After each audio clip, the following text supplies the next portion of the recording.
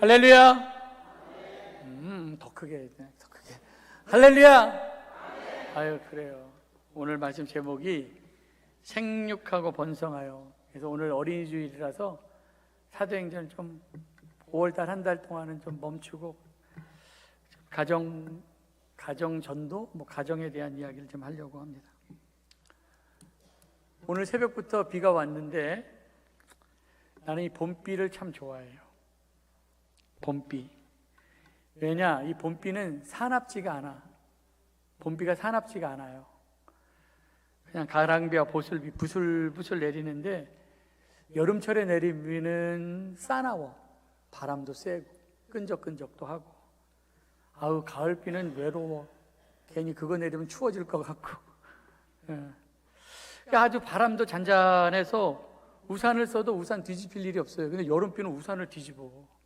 너무 세서. 그리고 봄비가 딱 내렸을 때는 더러운 것이 싹 씻겨나가고, 황사도 씻겨나가고, 미세먼지도 씻겨나가고, 비를 먹은 흙냄새가 얼마나 달콤한지, 그냥 냄새가 초록초록한 것 같아요. 너무 좋아요. 그리고 봄비는 길지도 않아. 내일이면 반짝 해가 또 뜰 거예요. 봄비가 길지가 않아요. 여름장마처럼 구질구질하지 않고 길지도 않아.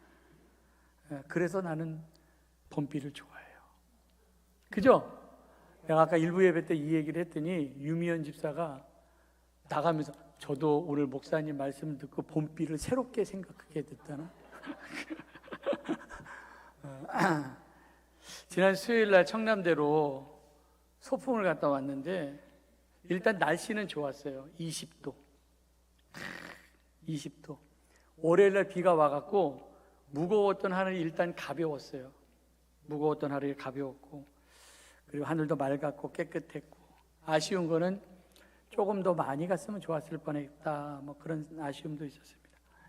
식사도 얼마나 맛있었는지 그냥 수라상을 받는 기분으로 롯데접에다가 맛있게 먹고, 그러니까 다음번에 가자고 그럴 때도 가요. 갈 수 있으면 가는 거지 뭐. 그죠? 대청호를 둘러싸고 있는 청남대 주변을 이렇게 산책하고 왔는데, 산책길이 무장의 길로 만들어져 있어 갖고요, 휠체어로도 이렇게 갈 수 있게끔 만들어 놨더라고. 계단이 이렇게 없더라고요. 산책길 이렇게 해놨는데. 저는 땅을 밟는 게 좀 미안했어요. 왜냐하면 이 땅이 생명을 품고 있는데, 이 생명을 품고 있는 땅을 밟는 것이 미안해갖고 새색시처럼 조심조심 그렇게 이제 걷다 왔습니다. 하늘에서 쏟아지는 햇볕도 너무 과하지 않아서 좋았고, 봄 햇볕이 과하지가 않잖아요. 그리고 이렇게 숨을 탁 들여 마셨는데 얼마나 나무 향이 진한지, 뽀송뽀송한 공기가 정신을 맑게 했고요. 하여튼 봄 풍경에 이렇게 확 취하다가 왔습니다. 이 정도로 얘기를 했으면 다음번에 갈 거야 아마. 그거보다도 하나님께서 지으신 그 모든 것을 보시니 보시기에 심히 좋았더라. 내가 문장력이 있어서 글을 잘 써갖고 이렇게 잘 표현하는 거예요. 문장력이 있어갖고. 여러분 이렇게 글 표현할 수 있어요? 5월달은 우리가 이제 가정의 달 그렇게 얘기하는데, 가정에 있는 가족들은 매일매일 얼굴을 마주대하는 사람들입니다. 그러니까 가족 간의 감정이 확 틀리면은 참 힘든 거예요, 이게. 그래서 이번 달 가족들한테 사랑한다, 고맙다, 이런 말 별로 안 하고 살잖아요. 그런데 5월 달은 좀 그 얘기를 좀 많이 좀 자주 했으면 좋겠습니다.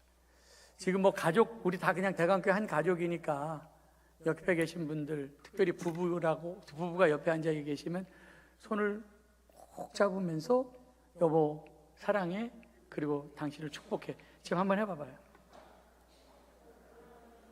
해봐요. 해라면은 지금 아유, 이렇게 하라도 못하니 하라면 내가 하겠어. 아유, 사람 여러분도 안 할 것 같아. 이렇게 하라고 해도 자리를 깔아놔도 못하니, 아이고 참, 이게 얼마나 좋은 얘기입니까? 얼마나 좋은 얘기예요. 마음이 따뜻하게 전달이 되잖아요. 이스라엘 백성들이 40년 동안 광야에서 만나를 먹었는데 처음에는 만나를 쳐다보고선 야, 이거 꿀 섞인 과자 같다. 그래서 아주 맛있게 먹었습니다. 이거 꿀 섞인 과자다. 근데 이것도 하루 이틀도 아니고 40년을 먹다 보니까 이 맛에 익숙해져 갖고 야, 이거 그냥 기름 섞인 과자야. 근데 맛이 변했을까요? 마음이 변했을까요? 마음이 변한 거예요. 그 맛은 40년 전이나 40년 후나 똑같았어요, 맛은. 그런데 매일 먹다 보니까 내 마음이 변한 거예요. 그 만나가 변한 게 아니라. 난 가족도 마찬가지라고 생각해요. 너무 가까이 있잖아요. 계속 같이 붙어 있잖아요. 가까이 있어서 너무 익숙한 거야. 너무 편해서 무례해질 수가 있는 거예요. 그래서 가족들에게 제일 안 좋은 말을 해. 악담을 하고 가족들한테 그렇게 얘기한다. 그리고 후회를 하죠. 가족은 당연한 존재가 아니라 하나님께서 우리에게 주신 특별한 선물 아닙니까? 그렇게 5월 달을 좀 보냈으면 좋겠고, 사랑해야 더 사랑스러워지는 거예요. 사랑해야. 그래서 아내를 사랑해야 아내가 더 사랑스러워 보이는 거고, 남편을 사랑해야 더 남편이 사랑스러워 보이는 거 아닙니까? 하나님께서 이 가정을 소중하게 생각하셔서 아담과 하와를 만드신 다음에 그들을 통하여서 가족을 만드셨어요. 그래서 이 가정을 통하여서 하나님께서 이 땅에서 주신 복이 생육하고 번성하여, 그래서 그리스도인들의 가정은 이 구원의 역사를 이루어가요. 생명의 역사를 이루어가야 됩니다. 우리 가정을 통하여서. 존 하워드 페인이라고 하는 사람이 홈 스위트 홈이라고 하는 노래를 작사를 했는데 노래 여러분들 많이 부른 노래예요. 즐거운 곳에 서는 나로라여도 아시죠? 이 노래. 이 노래. 내 쉴 곳은 작은 집 내 집뿐이리. 뭐 이런 식으로 내 나라 내 기쁨 길이 쉴 곳도 꽃 피고 세우는 집 내 집뿐이요. 오 사랑 나의 집 즐거운 내 곳 나의 집뿐이라. 근데 사실 이 노래를 작사한 이 페인은 집이 없이 떠돌아다녔다고 그러더라고요. 그러니까 이런 가사를 쓴 거 아닙니까? 뭐 영어 표현으로도 나와 있는데 내가 영어는 읽어드리진 않지만 영어를 이렇게 직역해 보면은 이렇게 나와요. 세상의 즐거운 것들, 그리고 세상의 궁궐 같은 곳을 다 다닐지라도, 그러니까 세상에 좋은 것들을 다 본다 할지라도, be it ever so humble이라고 해서 아주 비천하다. 그러니까 비록 이 모든 것들이 비천해 보인다 할지라도 there is no place like home, 그렇게 있어요. 그러니까 내 집과 같은 곳은 없다. 이렇게. 결국 아주 작고 초라한 집이라 할지라도 집만한 곳은 없다. 이렇게 얘기해요. 작아도 초라해도 집만한 곳은 없다. 여러분들이 어디 들어갈 때 당당하게 문 열고 들어갈 곳이 몇 군데나 있겠습니까? 근데 당당하게 비밀번호 탁탁탁탁 누르고 열쇠로 콱 열고 당당하게 들어갈 수 있는 곳은 내 집밖에 없어요. 누구 집을 당당하게 들어갈 수 있어요? 자격은 그거예요. 나이기 때문에, 그 가족의 나이기 때문에 내가 당당하게 나를 받아주는 곳이니까 언제든지, 뭐 실패했어도 나를 받아주는 곳, 탕자 아버지처럼 성공했어도 나를 받아주는 곳, 빵점을 맞아줬어도 나를 받아주는 곳, 100점을 맞아도 나를 받아주는 곳, 당당하게 문 열고 들어가는 게 집 아닙니까?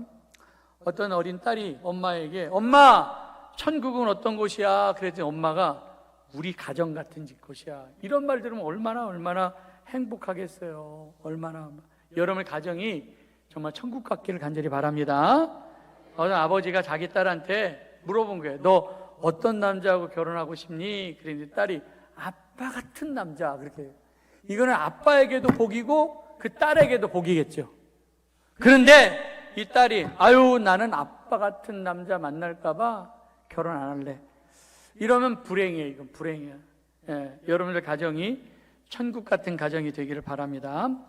5월 첫째 주일을 우리가 교회에서는 이제 어린이 주일, 우리 어렸을 때는 뭐 꽃주일 그렇게 불렀어요. 그래서 막 꽃으로 막 장식하고 막 그랬는데, 역사적으로 이 어린이 주일을 처음 지킨 게 내가 찾아보니까 1856년, 지금으로부터 170년 전 미국의 매사추세츠 주의 레오날드 휘튼이라고 하는 목사님이 6월 둘째 주일을 어린이들을 위한 특별 예배를 드리는 것부터 시작됐다고 그래요. 그래서 그 12년 후인 1868년에 미국 감리교회에서 6월 둘째 주일을 우리 어린이들로 지키자, 그렇게 이제 공식 지정했고, 그 뒤로 1883년에 미국 장로교, 침례교 이런 데에서도 어린이 주일로 지켜서 지금도 미국은 6월 둘째 주일을 어린이 주일로 지키고 있다고 합니다.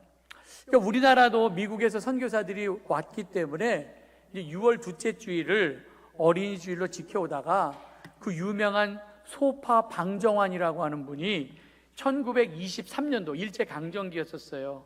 5월 1일 날 색동회라는 것을 만들어 갖고 일제강점기 속에서 우리 민족의 미래인 아이들을 우리가 인격적으로 존중하고 독립된 존재로 보살피자라고 하는 취지로 원래는 5월 1일을 어린이 주일로 이렇게 이제 불렀는데, 그런데 해방 후 1946년 5월 5일이 5월 첫째 주일이었습니다. 1946년 5월 5일이 첫째 주였었는데 이날을 계기로 한국교회에서는 5월 5일 날을 그냥 어린이 주일로, 5월 첫째 주일을 어린이 주일로 지키고 그냥 5월 5일이었으니까 그날이 그럼 5월 5일 날 어린이날로 정하자. 그렇게 확정하고 우리가 이제 5월 5일 그러면 국가 공휴일 날로 달력에 보면 빨간 표시가 돼 있잖아요. 그래서 5월 5일 날 이제 쉬는데 이게 쉬기 시작한 것은 1975년도 법정 공휴일로 어린이날을 지정해서 엄마도 놀고 아빠도 놀고 애들도 학교 안 가고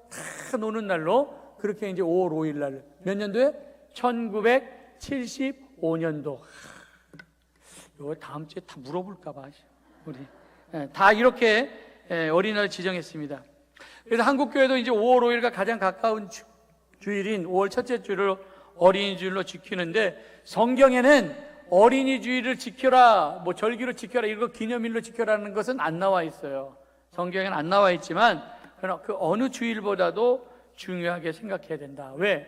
애들이 너무 소중해. 지금은 농촌에 애들이 없어요. 우리 둘째 애가 1995년도에 태어났거든요. 1995년도를 황금 돼지해라고 그랬어요.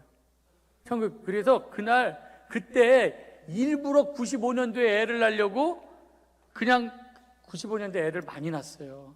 우리도 이제 95년에 둘째를 낳았어요. 32년 전인데 1995년도에 그럼 우리나라에 애가 몇 명 낳냐? 71만 5천 명.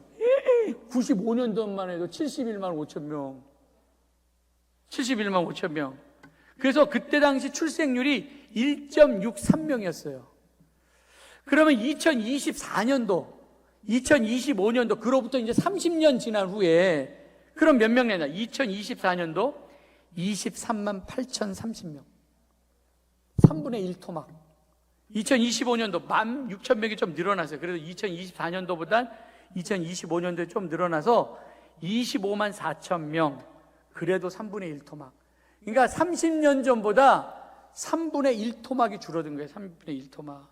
그때 30년 전에 평균 산모 연령이 26.5세였는데 지금은 33세가 되고 있다고 합니다. 전 세계에서 가장 아이를 많이 낳는 나라 1위부터 10위까지 딱 꼽아봤더니 다 아프리카에 있는 나라예요. 그러니까 아프리카는 별 놀이거리가 없으니까 그냥 애를 많이 낳은 거. 1등이 니제르, 들어보지도 못했죠. 1등이 니제르인데 여기는 출산율이 7명. 그냥 보통 7명 낳아. 여기는 결혼하면 보통 7명 낳고, 그 다음이 소말리아가 6.1명. 그리고 이제 세 번째가 콩고 공화국인데 여기가 6명. 그럼 우리나라, 내가 이제 1960년대 태어났잖아요. 그럼 우리나라 1960년대 그럼 몇 명이 낳냐? 우리 어머니들이 그때 콩고보다 더 많이 낳았어. 콩고가 6.1명이라고 했잖아요. 6.3명. 여러분 60년대만 하더라도 엄마들이 6.3명을 낳았어요. 평균적으로 6.3명. 한 해 100만 명 이상씩 태어나고요. 그래서 교실이 막 콩나무 같아갖고 얘네들은 모를 거야. 애들은 그때 우리 때만 해도 오전반 오후반으로 학교를 다녔으니까 같은 학년인데도 난 오전반이고 넌 오후반이고. 왜? 교실이 모자라갖고. 애들은 막 너무 많은데 교실이 모자라갖고. 1960년대만 하더라도 전쟁이 끝난 지 한 10년밖에 되지 않아서 그때도 먹고 살기가 좀 어려워서, 그래서 정부에서 아예 그냥 입 하나 줄이자고 산하 제한을 시켰습니다. 입 하나 줄이자고. 그래서 60년대에는요, 많이 나 고생 말고 적게 나 잘 기르자 막 이렇게. 많이 나가서 고생하지. 왜? 6.3명씩 나왔으니까. 근데 70년대에는요, 여러분 잘 들어봤죠? 아들, 딸 구별 말고 둘만 낳아 잘 기르자, 이게. 이 70년대. 공익광고였어요. 30년도 내다보지 못한 정책이었죠. 그러니까 2000년대에 들어와서 출산율 감소로 2000년대엔 뭐라고 얘기하냐면, 아빠, 혼자는 싫어요. 엄마, 저도 동생을 갖고 싶어요. 막 이런 얘기들이 막 나왔습니다. 우리나라는요, 저출산 국가예요. 재앙이죠. 이거 2021년도 얘기지만, 유엔의 인구 기금 보고서에 의하면 한국 출산율이 198개에서 198이었다니까. 여러분, 인구 유지선이라는 게 있거든요. 여기 이거 떨어지면 계속 떨어지는 거예요. 그게 2.1명이라고 해요. 2.1명. 아, 나도 이거 설교 준비하면서 진짜 다 찾아봤어. 절벽입니다. 인구 절벽. 그래서 정부가 나서서 막 애들 낳으라고 요즘에는 막 출산 장려금도 막 주고 그러잖아요. 다른 지역은 모르겠고 우리 인천에서는요, 1억 플러스 아이드림이라고 하는 정책이 있는데, 저출생 극복을 위해서 인천시가 전국 최초로 아동수당이 끊기는 8살부터 18세까지 매월 수당을 지급하겠다고 해서 18세까지 애들 낳으면 1억 원. 그러니까 18년 동안 애 하나에 얼마? 1억을 준대, 나라에서. 나라가 아니라 인천시에서. 그러니까 지금 빨리. 아휴, 안타까워, 그죠? 나도 그렇고 참 안타까워요. 지자체가 18세 될 때까지 큰 예산을 들여서 애 낳으라고 막 그러지 않습니까? 얼마나 심각해요. 아프리카 속담에 한 아이를 키우기 위해서 온 동네가 필요하다, 그런 얘기가 있어요. 맞는 얘기죠. 지금 너무 개인주의잖아. 너무 급격하는 시대. 예전에는 진짜 애 하나를 있으면 동네가 다 키웠어요. 그래서 옆집 아줌마가 우리 엄마가 똑같았어. 우리 엄마. 그래서 친구 엄마가 어머니, 아버지 다 그렇게 하면서 부른 거 아닙니까? 근데 이 아프리카 속담은 사실 단순히 교육적인 조언을 넘어서 이건 정말 우리가 붙들어야 될 사명이다. 교회가 믿음의 동네가 되어서 정말 아이들 같이 키워야 되는 거 아닙니까? 정말 아이들 정말 같이 키워야 돼요. 인구 절벽 시대에 아이 한 명이 한 가정의 자녀를 넘어서 나라와 교회와 미래이다. 그래서 이제는 내 아이, 네 아이 할 것 없었는데, 요즘에는 너무 내 아이 막 이렇게 하니까 이 공동체성이 다 깨지고 있는 거 아닙니까? 너무 내 아이. 그래서 우리 교회도 우리 등록교인 가운데 아이가 이제 태어나면은 좀 예산을 좀 해갖고 축하비도 좀 많이 좀 주고. 인천시는 1억 준다는데 우리는 그렇게 줄 수는 없고, 애가 태어나면 주여, 영적으로 잘 자랄 수 있도록, 부족함 없도록 지원하는 교회가 돼야 되지 않을까, 그런 생각도 해보게 됩니다. 올해 2026년도 초등학교 입학하는 애들이 2019년생이더라고. 2019년생. 그래서 내가 2019년도에 애들이 몇 명 태어났나 그 자료를 확인해 보니까 2019년도에 태어난 출산 수가 30만 2,676명, 30만을 넘었어. 30만. 그러니까 2019년이 30만 명대를 유지한 마지막 해. 그러니까 2019년도부터 20년도부터 20만대로 뚝 떨어졌어요. 20만대로. 조금씩 올라가고 있긴 하지만, 이번 해 2026년도 2019년생들이 초등학교에 들어가는 요 2026년도에 전국적으로 초등학교 한 200학교가 신입생이 없대요. 200학교가. 심각하죠? 신입생이 없대. 여러분, 우리나라 대학교 정원이 52만 명이라고 하는데, 지금 태어나는 애들은 그냥 다 들어가도 다 이렇게 돈 주고 올 테니까 들어가. 야, 지금 태어난 애들은 얼마나 좋을까. 그리고 3분의 2 정도가 문을 닫는다고 얘기를 하잖아요. 일반 교육도 이렇게 심각한 것처럼 교회 교육도 절망적이죠. 이거 5년 전에 장로교 통계이긴 하지만, 장로교 합동 측 총회 보고서에 따르면은 한국교회 80%가 작년이 100명 이하 교회래요. 그러니까 우리는 교회는 그러니까 20% 안에 들어가는 교회야. 아이고, 80%가 작년이 100명 이하. 한국교회 65에서 68%가 교회 학교가 없다. 근데 이거 우리에게도 이거 곧 닥칠 일이다. 심각하다. 어떤 산부인과 의사가 산부인과를 개원하면서 이 산부인과를 이름을 뭐라고 지을까 그렇게 하다가 딱 간판을 하나 싹 써붙였는데 에바다 산부인과 그렇게 해줬대. 에바다. 여러분, 에바다가 마가복음 7장에 보면은 예수님께서 기먹고 말 더듬는 사람 고칠 때 마가복음 7장 34절 이렇게 나오잖아요. 하늘을 우러러 탄식하며 그에게 이르시되 에바다 하시니 이는 열리라. 에바다가 무슨 뜻이에요?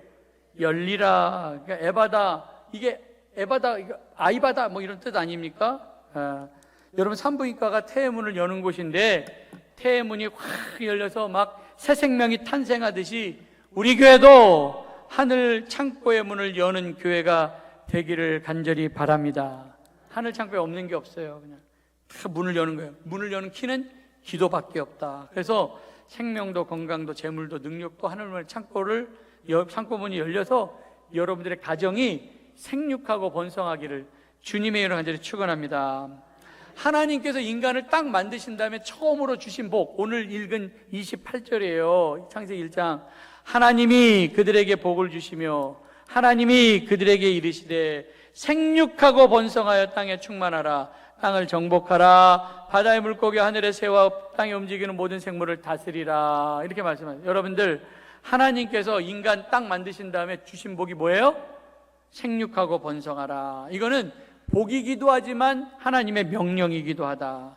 이거는 사람에게만 주신 게 아니에요. 29절에 보니까 하나님이 이르시되 내가 온 짐에 씨 맺는 모든 채소, 씨 가진 열매, 모든 나무를 너희에게 주노니 너희 먹을 것이 되리라. 그러면서 하나님께서 사람과 생물의 번성, 생육을 위하여서 먹거리를 줬는데 그 먹거리, 땅에서 나오는 씨 맺는 열매, 이거를 우리에게 먹거리로 주었습니다. 그 뒷절 30절에 보니까 땅의 모든 짐승과 하늘의 모든 새도 마찬가지예요. 생명이 있어 땅에 기는 모든 것을 내가 모든 푸른 풀을 먹거리로 주었다. 그러니까 우리는 어디에서 먹거리를 얻느냐? 하나님께서 땅을 통하여서 먹을 것을 우리에게 주셨고 그것을 먹고 생육하고 번성하라. 그러니까 우리는 땅이 저주받으면 안 돼요. 땅이. 하나님께서 우리에게 이 땅을 책임지도록 위임하셨다. 이 땅이 잘못되면 우리는 먹고 살 수가 없습니다. 하나님께서 우리에게 땅을 통하여서 씨 맺는 열매와 그리고 푸른 채소를 주셨기 때문에. 근데 인간의 욕심으로 땅이 황폐하게 됐어요. 동물도 학대하죠. 그래서 닭들이 24시간 불 켜갖고 알만 낳다가 죽잖아요. 낮밤이 없어요. 그냥 양계장은 24시간 불이 켜져 있어요. 자연은 얼마나 착취합니까? 이런 욕심으로 땅이 파괴되니까 창세기 3장 18절 19절 인간의 죄로 땅이 내게 가시덤불과 엉겅퀴를 낼 것이라. 내가 먹을 것은 밭의 채소인즉 땅에서 나는 채소를 먹고 사는데 거기에서 가시덤불과 엉겅퀴.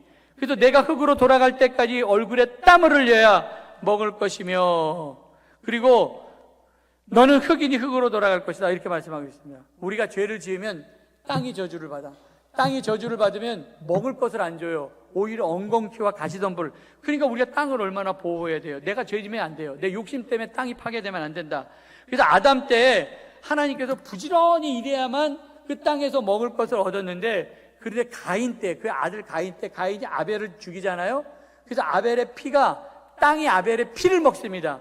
그 땅이 아벨의 피를 먹어요. 그래갖고 창세기 4장 12절에 내가 밭을 갈아도 땅이 다시는 그 효력을 내게 주지 아니할 것이요 너는 땅에서 피하여 유리한 자가 되리라. 그러니까 땅에서 땀을 흘려도 땅이 우리에게 먹을 것을 안 주고 가인 때에는 인간이 하도 타락하니까 그리고 가인이 원래 농부였기 때문에 땅에서 있는 것을 먹게 됐는데 땅을 피하여 유리하는 자가 되었다. 그렇게는 땅을 보호해야 되겠죠. 공존해야 돼요. 이 땅에서.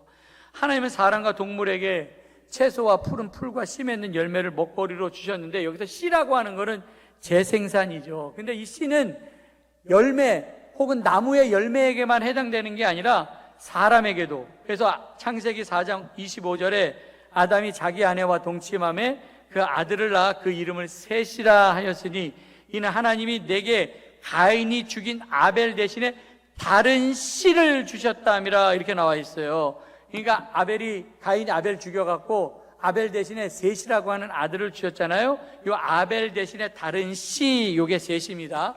그래서 셋의 족보에서 노아도 나오고 아브라함도 나오고 다윗도 나오고 예수님도 나와서 이 셋의 족보에서 이렇게 쭉 나오는 거예요. 근데 이 영의 자손인 이 셋의 족보와 가인의 자손이 함께 이 땅에 살죠. 이 땅에 사는데 창세기 6장에 보니까, 그러니까 이 가인의 족보에, 셋의 족보에 있었던 하나님의 아들들과 가인의 족보에 있었던 이 땅에 사람의 딸들이 섞여 살면서 창세기 6장에 사람의 딸로 인하여서 하나님의 영이 더 이상 사람에게 거하지 않아서 육체만 남아서 사람 모양이었지만 거의 짐승 수준으로 살게 되었다. 땅이 타락했다는, 사람이 타락하니까, 사람이 타락해서 육체만 남았다는 거예요. 하나님이 코에 생기를 불어서 생기가 다 나갔어요. 육체만 남은 거예요. 그래서 이것들을 보시고 하나님께서 한탄을 하십니다. 그래서 창세기 6장 6절에 보니까 땅이 사람 지으셨음을 후회하시며 마음 아파하셨다. 하나님의 아픔이 나와요. 창세기 1장에서는 보기 좋았더라 그랬는데 바로 창세기 6장에서 내가 사람 지은 것을 후회한다. 욕심대로 살아가는 사람들의 모습을 보면서 아파하시고 근심하십니다. 그때 노아 시대 때 상황이 창세기 6장 11절 12절에 보니까 온 땅이 하나님 앞에 부패하여 포악함이 땅에 가득했고, 12절에 보니까 땅이 부패하였으니 이는 땅에서 모든 혈육 있는 자의 행위가 부패가 3번 나오고 포악이 1번 나와요. 그만큼 땅이 타락했다. 이게 심각한 내용을 이야기하고 있습니다. 그래서 그들의 악한 행위를 보시고 내가 창조한 이것들을 내가 쓸어버리겠다. 심판이죠, 심판. 죄를 지어갖고 심판을 받게 되는데, 심판을 받으면 사람이나 심판을 받지 온 땅이 다 심판을 받습니다. 공중의 새, 땅에 기는 것 뭐 다 심판을 받아요. 물론 하나님의 은혜로 노아를 살려주시지만 죄의 싹은 사망입니다. 타락의 결과는 심판입니다. 하나님께서 타락한 사람들에게 심판을 결정하셨죠. 그래서 어쨌든 은혜를 입은 노아 한 사람을 택하십니다. 40일 동안 하늘에서 비가 내려갔고요. 40일 동안 비가 내렸지만 물 빠지는 것은 1년이었었어요. 그 부패한 땅을 40일 동안 깨끗하게 청소하시고 방주에서 1년 만에 이제 나왔는데, 방주문을 딱 열었을 때 노아의 가족들에게 하신 하나님의 말씀, 창세기 8장 17절, 너와 함께한 모든 혈육 있는 생물 곧 새와 가축과 땅에 기는 모든 것을 다 있거나 이것들을 땅에서, 여기서 생육하고 땅에서 번성하리라. 그러니까 노아가 문 열고 방주에서 나오자마자 들었던 얘기가 뭐예요? 복을 주시면서 생육하고 번성하라.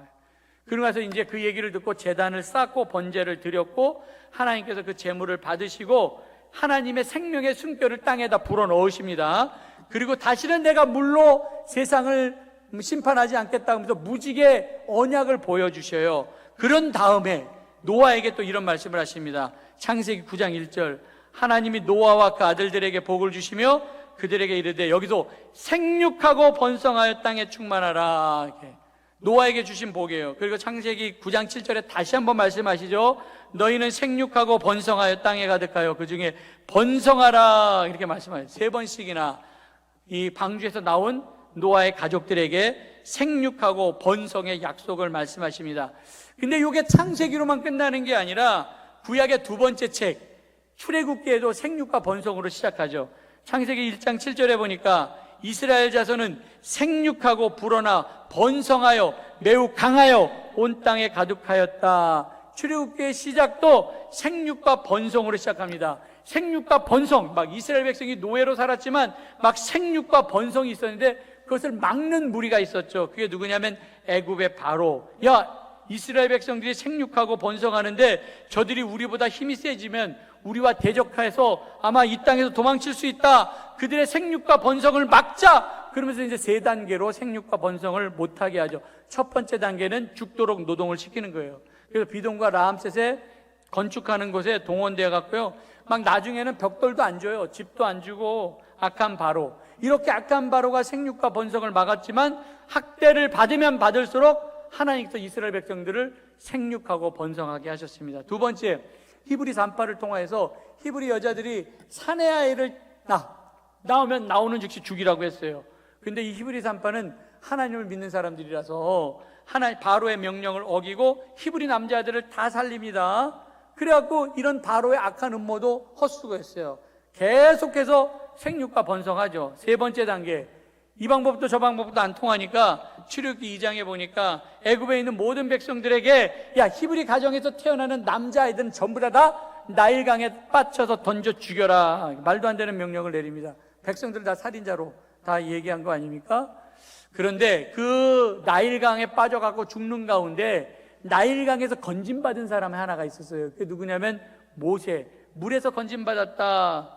그래서 바로가 막 학대했었지만 이스라엘 백성들의 생육과 번성을 막지 못했다. 난 하나님의 마음이 이런 마음이라고 생각해요. 하나님의 마음은 우리들이, 하나님의 자녀인 우리들이 생육하고 번성하고 강해지고 충만해지고 흥왕하게 되는 줄 믿습니다. 그래서 나는 여러분들이 이 번성과 생육과 번성과 흥왕 이런 얘기를 들을 때 가슴이 막 뛰어나야 되고 가슴이 막 뛰어야 되고 그리고 막 그냥 아멘 아멘 해야 돼요. 이게 얼마나 생육과 번성과 강함과 흥함이 얼마나 이게 좋은 말입니까? 하나님께서 우리에게 그렇게 복을 주셨는데, 명령하셨는데, 그래서 이 생육과 번영은 약속의 언어, 축복의 언어, 하나님이 직접 개입하신 창조적인 언어다. 그래서 하나님께서 개입하셨을 때 온 땅에 생육과 번성과 강하여짐과 온 땅에 가득되는 충만이 일어날 줄 믿습니다. 그래서 여러분의 가정도, 교회도, 사업도 생육하고 번성하여 강하여지는 역사가 일어나길 간절히 바랍니다. 이 생육과 번성이 교회에서는 부흥이에요. 사람 숫자가 늘어나는 게 아니라 리바이벌, 살아나는 거예요. 다시 한번 살아나는 거, 생명의 기운이 막 다시 흐르는 거, 두근거리는 단어 아닙니까? 야곱이 이제 죽을 때가 되어서 그 요셉의 아들 므낫세와 에브라임 데리고 와서 이렇게 축복합니다. 야곱의 축복, 창세기 48장 16절. 나를 모든 환난에서 건지신 여호와의 사자께서 이 아이들에게 복을 주시오며 이들로 내 이름과 내 조상 아브라함과 이삭의 이름으로 칭하게 하시오니 이들이 세상에서 번식되게 하기를 원하나이다. 나를 지켜주신 하나님께서, 이제까지 내가 환난 가운데 나를 지켜주신 하나님 있잖아요. 그 하나님이 이 아이들의 하나님이 되어서 이 아이들이 세상을 살아갈 동안 어려운 일을 당할 때 번성하게 되달라고. 그리고 아브라함과 이삭의 하나님을 자신의 하나님으로 고백하며, 그러니까 우리 아버지의 하나님, 우리 할아버지의 하나님이 아니라 내 하나님을 하고 고백하면서 믿음의 계보를 이어나가는 자녀가 되기를 바라는 마음으로 에브라임과 므낫세를 축복합니다. 그리고 이제 요셉을 축복할 때 이렇게 나와요. 창세기 49장 22절. 요셉은 무성한 가지, 곧 샘 곁에 무성한 가지라. 그 가지가 담을 넘었다. 이 무성함이라는 거 있잖아요. 무성함, 번역, 생육, 강하여짐 다 똑같은 게 번성. 요셉의 축복은 그거죠. 무성한 가지가 담을 넘는 거. 담이라고 하는 것은 넘지 못하게 쌓아놓은 벽입니다. 근데 이거 넘어서는 거예요. 이거 풍성함입니다. 담을 넘는 무성한 가지. 이거 우리 자녀들에게 이 기도를 해야 돼요. 하나님, 내 자녀가 요셉처럼 샘 곁에 무성한 가지의 복을 주시옵소서. 나무가 샘 곁에 있으면 그 복 받은 거 아닙니까? 얼마나 싱싱해져요. 샘 곁에 심어진 나무는 가물어도 상관이 없어요. 죽지 않아요. 예레미야 17장 7절 8절. 그러나 무릇 여호와를 의지하며 여호와를 의뢰하는 그 사람은 복을 받을 것이라. 그럼 물가에 심겨진 그 나무가 그 뿌리를 강변에 뻗치고 더위가 올지라도 두려워하지 아니하며 그 잎이 청청하며 가무는 애에도 걱정이 없고 결실이 그치지 않는다. 하나님을 의지하는 사람은 어떤 사람? 물가에 심겨진 나무와 같다. 그 뿌리가 물가에 심겨졌으면은 가물어도 걱정이 없겠죠. 언제나 푸를 거 아닙니까?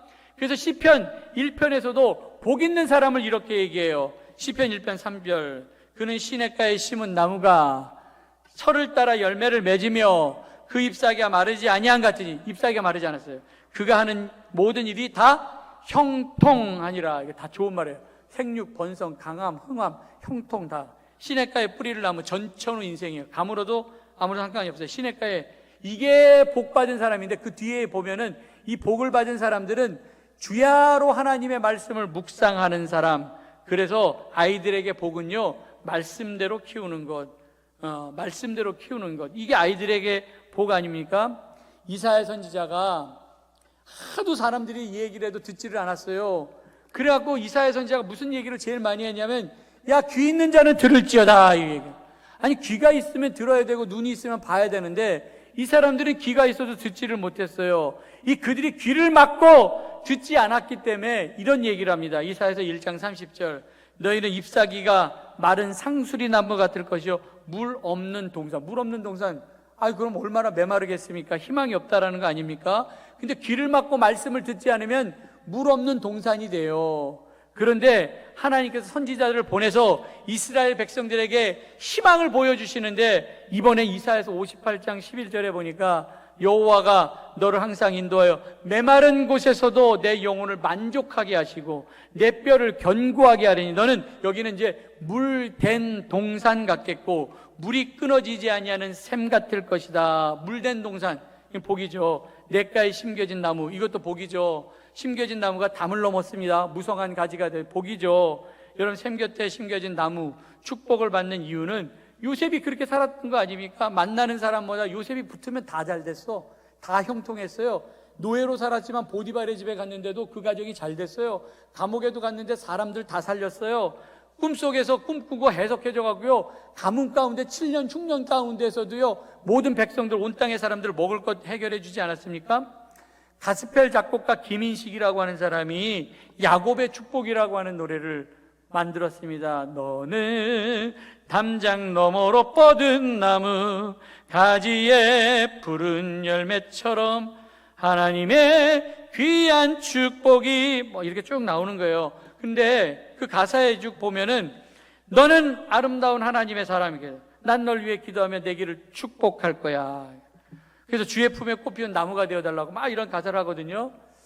이거 이번 셋째 주에 우리 애들이 요 특송 준비한다고 그랬죠, 그죠? 너무 가사가 좋은 거야. 이거 막 여러분 축복하면서 야곱의 축복. 어떤 사람들은 진짜 평생 자기 집 담을 넘지 못하고 인생을 살다가 끝나는 사람도 있는데, 이 갇혀서 살지 아니하고 막 담을 넘는 무성한 가지의 축복을 받는 거 아닙니까? 요셉이 그런 복을 갖고 있지 않았습니까? 여러분들 샘 곁에 심겨진 나무, 여러분들이 바로 샘 곁에 심겨진 나무가 되시기를 바랍니다. 그리고 옆에 계신 분들 아까 사랑한다, 축복한다 했는데, 지금은 손을 꼭 잡으면서 부인한테, 남편한테, 다른 사람 말고, 당신은 샘 곁에 심겨진 나무입니다. 그럼 복을 한번 빌어줘요. 당신은 샘 곁에 심겨진 나무. 참 하라면 해요. 좀. 그리고 오늘 집에 가서 여러분들 자식들한테, 너는 샘 곁에 심겨진 나무다. 너는 이제 담을 넘어 무성한 가지가 될 것이다. 막 이렇게 축복하십시오. 우리 자녀들 생육하고 번성해야 되지 않습니까?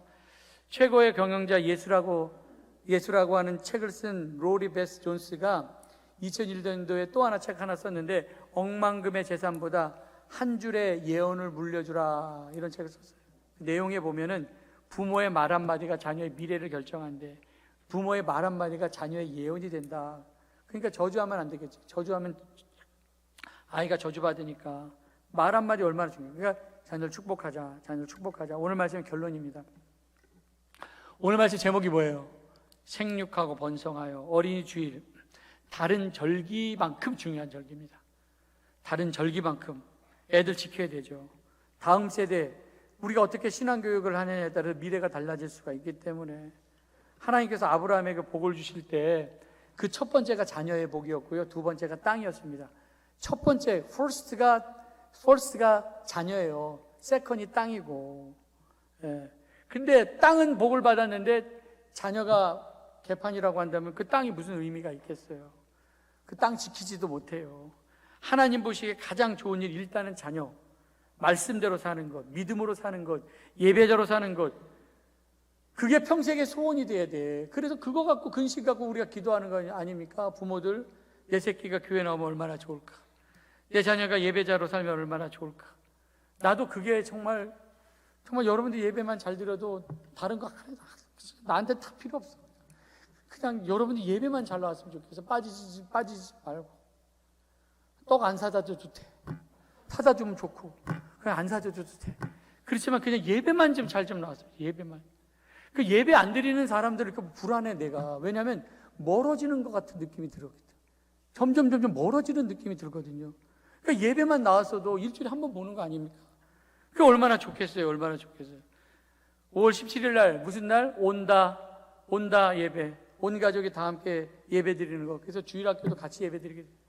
히브리서 11장 9절에 보니까 믿음으로 그가 이방 땅에 있는 것 같이 약속의 땅에 거류하며 동일한 약속을 유업으로 받은 이삭과 및 야곱과 더불어 장막에, 아브라함이 받은 약속이 있거든요. 그 축복, 그게 동일하게 이삭과 야곱에게도 그 유업으로 이어졌다. 나는 그래서 우리가 1세대에 있으면 2세대, 3세대, 막 4세대 같이 예배를 섞어서 드리면 얼마나 좋겠어요. 할아버지를 교회에서 만나, 증조 할아버지를 만나.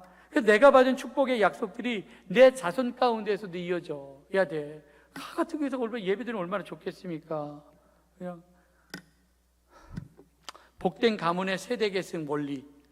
특별히 부모는 자식을 향하여 축복의 권세가 있습니다. 특별히 아버지는, 그래서 남자들한테 하는 얘기잖아요. 디모데서에 다툼을 벌이고, 남자는 주먹 갖고 다툼만 하잖아. 싸우려고 하고 다툼을 벌이고 거룩한 손을 들어서 자녀를 축복하는 가장이 되라고요. 자기가 받은 복을 자손에게 축복함으로 축복된 가문을 이어가야 되겠죠. 물론 못마땅한 거 있지. 그렇지만 그냥 자나깨나 축복하자. 형통하라. 나보다 잘 돼야 되잖아요. 그죠? 믿음도 더 좋아해줘야 되잖아요. 다 더해줘야 되잖아요. 은혜도 사랑도 다 더해지면 얼마나 좋겠습니까? 부모는 누구나 자녀가 잘 되기를 원하는데, 자녀가 잘 되는 것, 그건 부모의 최대의 기쁨입니다. 참, 우리 대강교회에 있는 모든 성도들, 은혜로 주신 자녀들 잘 키워서 신앙의 명문가정 잘 이어가서 우리 세대보다, 내 세대보다 더 나의 다음 세대가 다음 세대 더 큰 영광을 보는 그런 축복이 여러분들 가정에 있기를 주님의 이름으로 간절히 축원합니다. 기도하겠습니다. 하나님 감사합니다. 생육하고 번성하게 하여 주시옵소서. 우리의 자녀들이 복받은 자녀, 믿음의 자녀, 예배자의 자녀로 살아가게 하여 주시옵소서. 요셉이 받은 축복처럼 담을 넘는 무성한 가지, 샘 곁에 심겨진 나무가 되어서 전천후, 가뭄의 영향을 받지 않는 전천후의 복을 누리며 살아가게 하여 주시옵소서. 예수님의 이름으로 기도드렸사옵나이다. 아멘.